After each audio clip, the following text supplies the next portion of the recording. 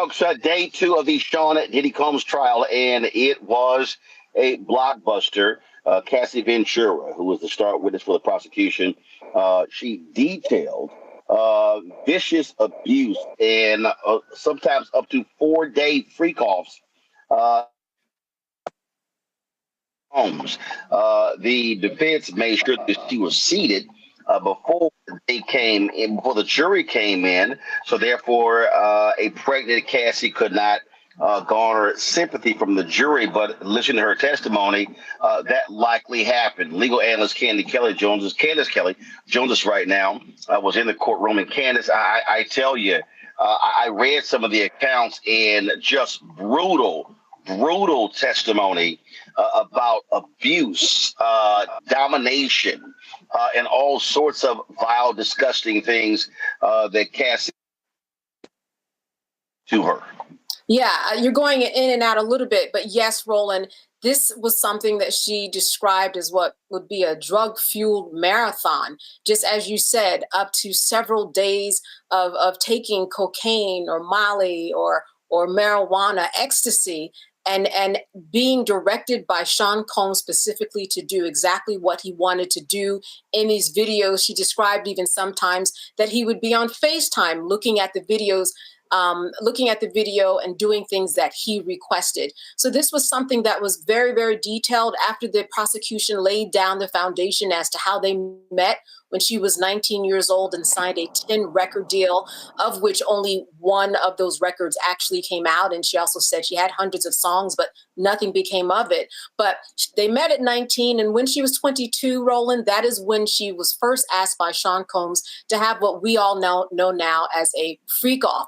And she said from then on that those freak-offs happened every week. And after a while, she felt like, yes, she was involved with this man and loved this man, but then she felt cornered in that she felt like this was her job in a sense, that this was part of something that she had to do. He had videotaped her as well as there was violence involved, and she felt that her life was threatened. The kicking, the beating, the slapping, the punching, kicking in the head, she was not in a good position, she said, to get out of this relationship. Now, there was a question as to whether or not, did you enjoy these videos? I mean, certainly there were some times where it looked like she did, but that's something that the jury is going to have to consider through all of this. But certainly a heightened day, as you said, the defense did not want any sympathies to be given to her if she came in walking as a pregnant woman, but that's who she is. She had her hands on her belly the whole time. There's no way that you couldn't know that someone in their third trimester was pregnant, was not pregnant. So that's how it went today. So a lot for the jury to consider. Okay, so let's unpack this. What she detailed, again, was shocking, stunning, demeaning.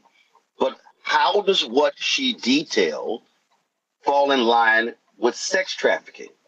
Because even though she was 19, she's also was a consenting adult. And so the prosecution has to make that connection, correct? They absolutely have to make that connection of force or coercion, and that she was not just a consenting adult. This is how they're connecting the dots, Roland. If it wasn't for that video, then probably we wouldn't be in court now. Let's start right there.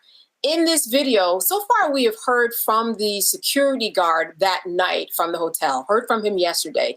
He said that when he took Cassie back to her room, there was a third person, a man sitting on a bed. Cassie says that that man is a part of the freak-offs that she was instructed to pay for, look for on Craigslist, and that security guards sometimes gave money for, or that Sean Combs sometimes provided the money for. So that's how they're making the connection, that ultimately there were other people involved. She was trying to get away that night from a freak-off in particular in that Los Angeles hotel, and that person was indeed paid for sex. So that's how prosecutors are connecting those dots. Do you believe that they're going to, and again, I'm just looking at what the charges were, do you believe that they're going to have some difficulty? Because when I look at, when I was reading all of these stories and reading her quotes, the domestic violence, but they're domestic violence charges. Correct. These are not domestic violence charges. Here's what I think is going to happen, Roland. I actually think that this could go either way. I've spoken to a number of people, and not either way on every single charge. I think transporting people for the purpose of committing prostitution, I think that is the lowest offense, and I think that is something that actually Sean Combs would take. It's only 10 years, and I say only because it's up to 10 years. He could get 5. He would get time served, and then you'd only have to, serve 2/3 of that particular sentence. I think they're willing to give that up. I think when it comes to the Mann Act and when it comes to the RICO charges, you are talking about something slightly different. But, Cassie today, while she was on the stand, she opened up the door for that RICO charge because she talked about other people that were involved in what prosecutors are calling this criminal enterprise. So, for example, there were people who came in, according to her, to the room beforehand and set up the room with condoms and Astroglide and baby oil and gave them money. Or there were people who stood guard, or there were people who rented the room in the name of them. So what she did was she opened the door for other employees, other workers to come in, and you see this enterprise starting to form, and you see that that's exactly where the prosecution will go. Otherwise, they would have never had her talk about those other people. But I think that's where we're going. I was talking to someone today, and they said to me, what do you think his aim is? I said, very simple. I said, the cat is out the barn. I said, their goal is to keep him out of prison. And so their whole deal is we're going to portray Diddy as a callous, mean-spirited, freaky, crazy, deranged, drug-addled individual. But they already have laid it out by saying, but he's not a criminal. That's literally what their defense is. That's right. That is literally what their defense is. And that's why, depending upon who was on that jury, you've got 8 men and 4 women. You've got 5 of them that are African-American. You've got 1 Asian that's on there, a couple of Latinos. It depends upon what they think about this information. And while we know that we have an impaneled, impartial jurors, we know that somebody has an idea in their head as to what they believe real coercion actually looks like, and why did she stay in this relationship for 10 years? Now, this is where the experts come in. This is where you get a therapist or a psychologist to come in and contextualize why someone does stay in a situation like this. And this is what happens in a lot of cases that have to do with sex trafficking, child pornography, and abuse and abusive relationships. Why do the women stay? That's going to be very, very important. We are definitely going to be hearing from someone who hasn't specifically talked to Sean or Cassie, but can just really contextualize everything that's gone on for somebody in this relationship. Timing matters. This is going to be an 8-week trial. Yes. Normally, there's a build up by prosecutors for your star witness. They put her on the second day. Why do you think that was the strategy? So I think for 2 reasons. One, because she is pregnant. She is in her 3rd trimester. She could have her baby early. And then at that point, things would be delayed to not a point of no return, but certainly prosecutors don't want that. Number 2, they did give a little bit of a buildup with the security guard and 1 escort from yesterday so that people could at least be introduced to the recording before she got on. But I think it's mainly because she's about to have a baby. Got it. Now, is she done testifying? Did she complete testimony today, or are they bringing her back tomorrow?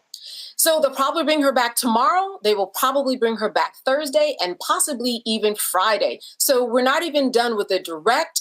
Then we're going to have cross, and then we're going to have redirect. So all that is going to take time. And we haven't really gotten into all of the details in terms of other information that we've heard of the public. We've just heard a little bit about who she was, laying that foundation, what these freak-offs were involved in, and getting into all of the very, very specific details of certain freak-offs. But in terms of what happened over 10 years, I would say we're only a few years in that relationship. She might be on the stand for 3 more days until the end of the week. All right, then, Candace Kelley, we certainly appreciate it. Thanks a lot. All right. Hello, I'm Isaac Hayes III, founder and CEO of Fanbase. Listen to what I'm about to tell you.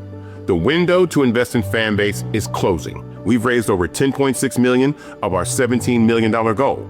That means there's room for less than 6,370 people to invest in Fanbase for the average amount. The minimum to invest in Fanbase right now is $399. That makes you an owner in Fanbase today. Go to startengine.com/fanbase to invest. Why? Because current social apps have taken advantage of users for far too long, with content suppression, shadow banning, harmful racist content, and no real tools for monetization and equity. Fanbase has over 1.4 million users and counting, allowing anyone to reach all their following and monetize their content from day one. Social media is the new TV, and whoever owns the apps that distribute that content have the opportunity to own potential billion-dollar companies. While big platforms with uncertain futures are failing to serve their users, Fanbase is stepping up to fill the gap. Don't wait until it's too late.